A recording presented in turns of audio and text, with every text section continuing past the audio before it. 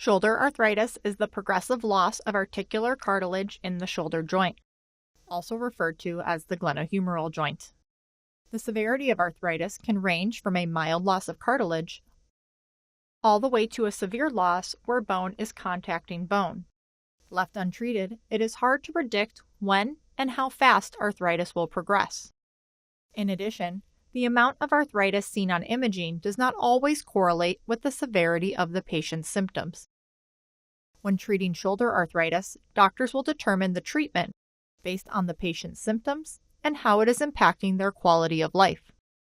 If the arthritic process progresses, it can result in not only additional loss of cartilage, but also damage to the underlying bone.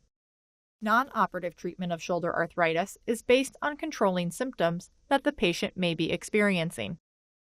These treatments may include activity modification and physical therapy exercises to help improve motion. Over-the-counter nonsteroidal anti-inflammatory medications can be used to relieve pain, along with the liberal use of ice, rest, and compression. Different types of injections are also an option and may help reduce inflammation. In cases of mild osteoarthritis that is not responsive to non-operative measures, surgical treatment may consist of an arthroscopic procedure, where the surgeon uses a small camera and instruments to clean out the inside of a patient's shoulder to provide temporary relief.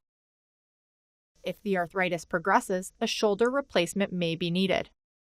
There are multiple types of shoulder replacements a doctor can perform based on several factors. A hemiarthroplasty may be performed. This is where the glenoid socket is left alone, but the round humeral head is replaced by a round metal component. More commonly, the surgeon will perform either an anatomic shoulder replacement or a reverse shoulder replacement. In an anatomic shoulder replacement, the glenoid socket is replaced with an artificial socket made of either plastic or both metal and plastic. The humeral head is also replaced with a metal ball attached to either a long stem or short stem, which extends into the upper arm. With new technology, there are humeral head implants that do not require a stem into the upper arm that are available. It is important to note in an anatomic shoulder replacement, the orientation of the shoulder joint anatomy, a ball replaced by a ball, and a socket by a socket, is kept the same. In a reverse shoulder replacement, the ball and socket that were used in the anatomic shoulder replacement now switch positions. The metal ball now sits on the glenoid socket, and a metal stem with a plastic cup now sits on the upper portion of the humerus. There are several indications for a reverse shoulder replacement. These may include patients who have a massive rotator cuff tear that is not repairable with or without arthritis, fractures of the upper arm bone, and those who have had prior shoulder replacement that require additional surgery.